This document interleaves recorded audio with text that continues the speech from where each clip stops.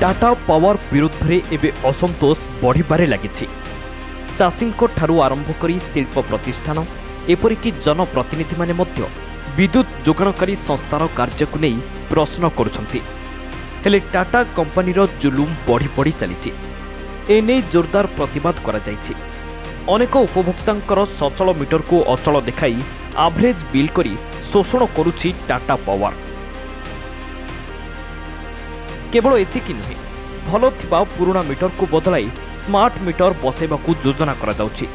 कारण smart meter रे अधिक बिजुली बिल आसुछि, जहा द्वारा साधारण गरीब खटिखिया मूलिया साधारण उपभोक्ता हैरान हेबे बोली अभियोग करिसंती।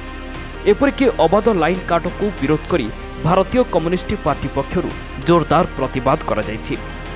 सेहिपरि कलाहांडी जिला परिषद पक्षरु सीपीआई नेता दामोदर बेहरा एवं पूर्णचंद्र प्रधान नेतृत्व में टीपीडब्ल्यूओडीएल कार्यालय सम्मुख में विक्षोभ प्रदर्शन करा जायछि। वर्तमान सरकार निर्वाचन पूर्व जो प्रतिश्रुति देइथिले इलेक्ट्रिक बाबद रे 300 यूनिट बिजुली फ्री करिवो, समस्त को बिजुली देवो, आउ अंधार रे किए रहिबेनी, समस्त प्रकार इलेक्ट्रिक सुविधा करिवो। किंतु आज से प्रतिश्रुति प्राणीर गार होइछि। कहा को बिजुली मिलूना, बरम बिजुली भड़ा बढ़ी। बिजुली स्मार्ट मीटर वर्तमान जो प्रचलन कर स्मार्ट मीटर प्रीपेड मीटर से प्रीपेड मीटर रे आग पैसा भरिले तापर घर को बिजुली आसिबो। आ वर्तमान जो सूर्य घर योजनार प्रहसन चलछि, ए सूर्य घर योजनार प्रहसन बंद करा जाऊ, समस्त को बिजुली सस्ता सुलभ मूल्य रे सब बेले जोगाई दिया जाऊ।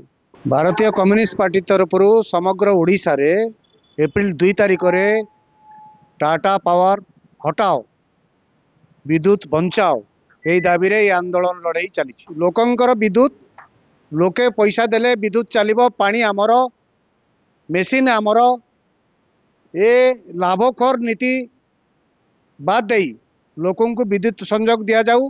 खरा दिने लोकं को विद्युत कटा न जाऊ। जदि काटवा लगी जो भाई माने जाउचंती से आमर भाई माने तांको आमे सतर्क कर देबाकू चाहूचु। जदि विद्युत काटिबा पई जिवे आमे सूचना देला परे ताले माड़ खाइबे। बीजेपी सरकार को आसिबा पूर्वरु उपभोक्ता को 300 यूनिट बिजुली फ्री मिलिबो बोली प्रतिश्रुति देथिला। हेले ए पर्यंत कोनोसी निष्पत्ति नैनी। सरकार देइथिबा प्रतिश्रुति को पूर्ण करिबाकू उपभोक्ता माने मुख्यमंत्री को उद्देश्य रे विद्युत विभाग जनरल मैनेजर को जरिया रे दाबी पत्र प्रदान करिसंती। केवल एही गोटे नुहे, विद्युत शुल्क वृद्धि प्रत्याहार, स्मार्ट मीटर बंद करिबा, ओडिया रे बिल प्रदान करा जाऊ, गाँ को विद्युत संजोग करिबा, एमिति 7 दफा दाबी करा जायछि। आउ एहार समाधान न हेले आगामी दिन रे भयावह आंदोलन हेबो बोली सीपीआई पक्षरु चेतावनी दिया जायछि। बेआईन भाबरे लोकंकर इलेक्ट्रिक नाई काटन एवं जो 300 यूनिट मागणार कथा कहिथिले प्रधान आज्ञा, से 300 यूनिट बिजली उपरे कार्यकारी करा जाऊ, मागणा इलेक्ट्रिक दिया जाऊ। एवं कलाहांडी को जो चिमनी मुड़े चिमनी थिला बेले सपना देखैथिले इंद्रावती लोक मान को घर द्वार खाली कर देना इंद्रावती फेरई नेले। आज प्रत्येक दिन इंद्रावती इनकम होचे 7 कोटी टंका, किंतु कलाहांडी लोक आज किया नहीं पाई पारबार। मु गुटे कथा कहबी, तुम इंद्रावती तुम फेरई नियो और आमर बीपीएल बिजली हमके फेरई दियो। एही प्रतिवाद कार्यक्रम रे सीपीआई संघर हिमांशु शेखर नायक, संजय सुनानी, जोगेन्द्र दुर्गा, लक्ष्मण दंडसेना, माधव चंद्र साहू, अर्जुन माझी, जयराम प्रमुख जोगते उपभोक्ता मारण नीति को समालोचना करथिले। तेबे नुआ सरकार आसिबा परे लोके हठात बिजुली जोगाणकारी संस्था टाटा पावर विरुद्ध रे मुह खोलिबा एबे चर्चार विषय पलटिछि।